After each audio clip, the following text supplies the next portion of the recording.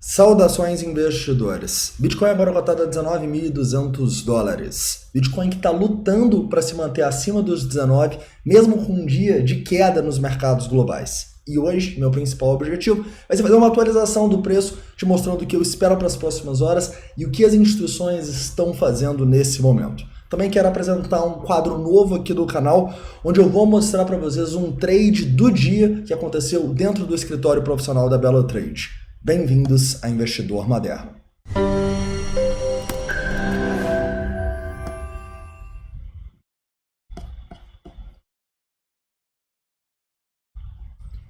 Investidores, hoje eu quero começar aqui falando um pouco com vocês no Bitcoin no 4 horas, tá? A gente vai lembrar a nossa zona de suporte importante aqui que a gente está lutando nesse momento.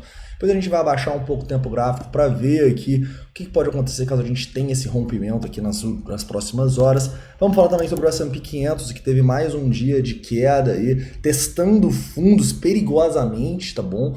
E vamos também atualizar a situação das instituições, olhando aqui o que está acontecendo no TRDR, está melhorando, e também onde essas baleias estão colocando ordens agora, tanto acima quanto abaixo, tá bom? Mas antes de começar, não esquece aí de deixar o like, se inscrever caso não seja inscrito, mandar todas as dúvidas, críticas e sugestões nos comentários, e depois dessa nossa análise do Bitcoin, eu vou começar o quadro novo, trade de hoje, mostrando para vocês um trade que a gente fez aqui na sexta-feira na CVX, beleza? Vou explicar toda a dinâmica, a gente vai ver o que aconteceu aqui. Beleza, vamos lá. Investidores, primeiramente no 4 horas, eu acho que é muito importante a gente entender que o Bitcoin está lutando por uma zona decisiva, né? Afinal, se a gente começar a fechar candles abaixo dessa região aqui dos 18.800 e dos 18.500 dólares, não vai sobrar muita esperança, a não ser para a gente ter potenciais compras nos fundos do ano lá em 17.600, tá bom? Se perder essa região aí, é onde eu vou ficar de olho para pensar em acumular mais Bitcoin, ficar de olho numa armadilha nessa região, né? Ou seja, se a gente chega aqui, muita gente começa a vender a mercado, muita gente começa a se desesperar, pode ser uma grande oportunidade. Obviamente eu gravarei vídeos para vocês aqui, para a gente discutir caso esse rompimento aconteça, tá? Falando das resistências, é muito claro dois pontos. Primeiro, 19.300. Um rompimento dos 19.300 é um bom primeiro passo, mas as regiões muito importantes também estão na região dos 19.600, já seria muito bom. E os 20.500 para mim seria uma confirmação de reversão da tendência de baixa, tá? O que seria sensacional, né? Afinal, a partir daqui a gente poderia imaginar um Bitcoin indo testar pelo menos os topos lá nos 22, 23 mil dólares. Não seria nada de outro mundo na minha visão, em especial se o S&P 500 ajudar, né? Afinal, S&P 500 de novo teve um dia tenso aqui, tentando romper fundo, e o Bitcoin não. O Bitcoin se manteve estável aí no dia de hoje, mesmo com o S&P 500 indo lá, testando e voltava, e voltava. Mas enfim, a gente tá aqui brigando nessa região dos 3.600 pontos, tá? Então aqui nos futuros que estão abertos, mas se eu pegar aqui no S&P, vocês podem ver que a gente teve um fechamento bem próximo das mínimas aqui de ontem, tá? Então a situação é tensa no S&P 500 e é claro que se a gente começar a despencar aqui para os 3.400, o Bitcoin deve sofrer, mas é muito óbvio também que o Bitcoin está demonstrando mais força nas últimas semanas do que o S&P 500. Olha só as últimas semanas do S&P 500, olha só as últimas semanas do Bitcoin. Então a gente está demonstrando mais força sim, apesar da gente entender que a gente continua correlacionado, beleza? Outro ponto muito importante que a gente pode destacar é que o sentimento continua perigoso, mas deu uma melhorada. Nosso long short rate caiu aqui para 2.4, o CVD deu uma quedinha leve e a gente também não teve grandes variações aqui no Open Interest, né? Então isso aqui continua sendo um fator de risco para mim, um fator que a gente precisa entender. Se rompe verdadeiramente essa região aqui dos 18.800, 18.500, a gente vai olhar também agora onde as instituições estão. Se rompem essas regiões, a gente pode ter problemas sérios, a gente precisa tomar cuidado com isso, beleza? Falando aqui um pouco sobre onde essas instituições estão, nesse momento a gente pode ver aqui no agregado que a gente tem uma predominância compradora, tanto no 1% quanto no 2,5%, que é algo legal, e os 18.500 continua sendo a zona importante, tá bom? Então eu fico de olho justamente nessa região aqui dos 18.500, onde a gente tem bastante ordem, tá? Então toda essa região aqui pode ser uma região de suporte para quem não está exposto, pensar numa exposição. Caras, é uma exposição arriscada, tá bom? Mas eu acho que pode fazer sentido desde que você se proteja, caso perca os 18.500, vai ter que estopar essa posição. Você é mais conservador? Cara, você não perde nada por esperar o rompimento minimamente dos 19.600 e de maneira mais conservadora os 20.500 dólares, beleza? Mas como vocês sabem, eu acho que faz sim sentido a gente estar exposto ao mercado nesse momento, desde que a gente tenha uma estratégia de contingência, ou seja, se começar a romper para baixo, ou você vai ter que ter muito caixa para comprar quando a gente formar novos fundos, ou você vai ter que ter um stop nessa região para mim, no máximo ali dos 18.500 dólares, beleza? Tranquilo. Continuando aqui então, né, e falando um pouco sobre o nosso case, qual que vai ser a ideia desse quadro, galera? Eu quero mostrar para vocês como que a gente faz para, mesmo em dias que o Bitcoin não faz nada, fica consolidando, encontrar oportunidades, né? No final desse ano, a gente já enviou mais de 330 oportunidades, mais de uma por dia, então praticamente todos os dias tem oportunidade, tá?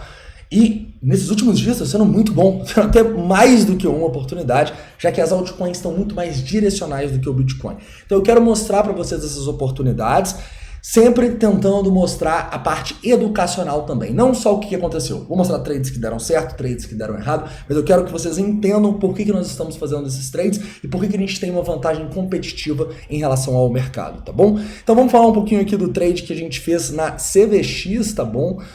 Esse trade aqui foi enviado aqui no dia 7 de outubro, às 6h01 da tarde, e é importante a gente entender que foi um long, né? Pô, mas o mercado não tá em queda livre? Cara, a gente conseguiu encontrar uma oportunidade de long no mercado, e eu vou te explicar por quê.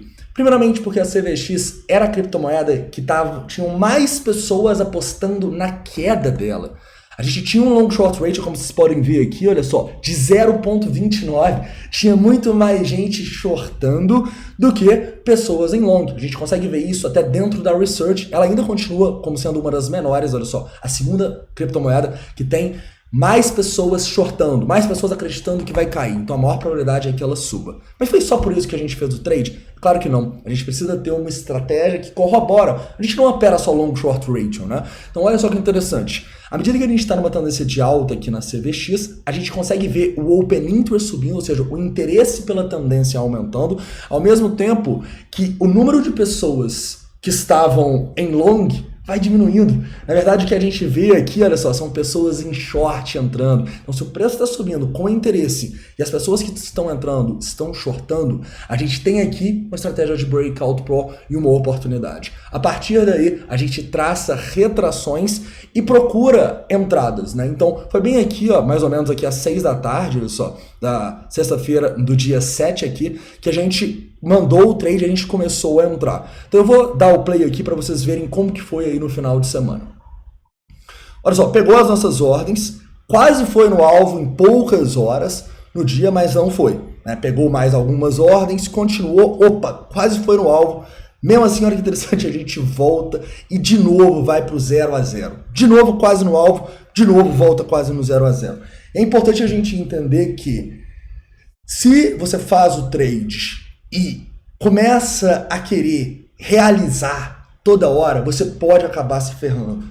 Você deve, ao máximo, tentar deixar os trades correrem, tá? Não só porque o alvo pode ser muito além do alvo 1 aqui, mas porque se você ficar mudando de ideia toda hora, você vai se desesperar, cara. Você vai, nossa, quase no alvo, depois no 0 a 0 no prejuizinho. Nossa, quase no alvo, depois 0 a 0. Você precisa deixar os seus trades correrem, tá bom?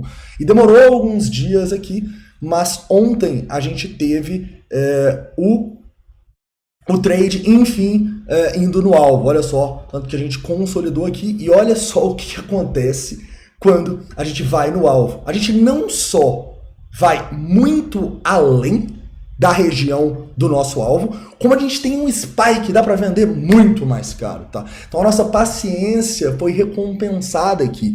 Afinal, a gente conseguiu sair numa relação risco-retorno no alvo 1 com uma parte maior do que 1 para 1. Todos os nossos trades têm relação risco-retorno maior do que 1 para 1, ou seja, a gente ganha mais quando a gente acerta do que perde quando a gente erra, mas você concorda comigo que se eu sair com 50%, que é o que a gente normalmente faz, no alvo 1, que era próximo desse topo aqui, e eu vou saindo com o restante Com o preço subindo, eu poderia, claro que eu não consegui pegar topo, né? Mas conseguiria fazer 4-1, tá? Nesse trade aqui a gente fez mais ou menos 1.7-1 pegando as médias aí. Então, é importante que a gente também não só tenha paciência para deixar os trades correrem, mas a gente também tenha paciência para deixar alvos maiores irem. A gente tem que ser permissivo com os nossos alvos, e a gente tem que ser intransigível com o nosso stop. Ou seja, se o preço viesse aqui e começasse a despencar para os 5,18, a gente teria que stopar e acabou a conversa, tá? Mas o nosso alvo, a gente pode deixar correr mais, né? Inclusive, se não fosse esse spike aqui, que quando a gente sobe, a gente tem muita liquidação, muita compra a mercado, talvez a gente ainda estaria no trade, né? Mas, como vocês podem ver aqui, a gente teve muita compra a mercado, mais de $1 milhão. Então, esse é um gatilho também para a gente colocar dinheiro no bolso, por isso que a gente vendeu tudo aqui nessa alta que a gente teve na CVX. Correto? Então, essa foi uma estratégia de breakout prop, uma estratégia que durou alguns dias aqui, 5 dias para ir no alvo. Eu acho que é um primeiro bom exemplo para vocês entenderem que mesmo no mercado lateral e a grande maioria das altcoins caindo, e a gente fazendo até muito mais shorts do que longs, a gente consegue também encontrar longs, desde que a maioria do mercado não acredite nesses longs. Beleza? Investidores, então é isso, tá? Espero que vocês tenham gostado do vídeo de hoje, do novo quadro. Deixa aqui nos comentários para eu saber se você gostou, porque a partir daí todo dia eu vou vir aqui e eu vou mostrar um case real para vocês, tá? E vou mostrar os stops, vou mostrar os que deram certo, os que deram errado. Tudo, obviamente, com total transparência aqui, mostrando quando dentro do escritório a gente enviou para os associados, beleza? Inclusive, se você ainda não conhece o nosso escritório, eu vou deixar no primeiro link da descrição, já que você pode, a partir desse link, sem colocar cartão, sem colocar nada, ter 24 horas gratuitas para participar do nosso escritório e para pegar essas oportunidades, né? Afinal, a gente teve essa oportunidade na CVX, mas a gente manda oportunidade aqui o dia inteiro, tá bom? Então, a gente manda as oportunidades, a gente acompanha essas oportunidades. Algumas dão bom, olha só o fechamento da CVX aqui.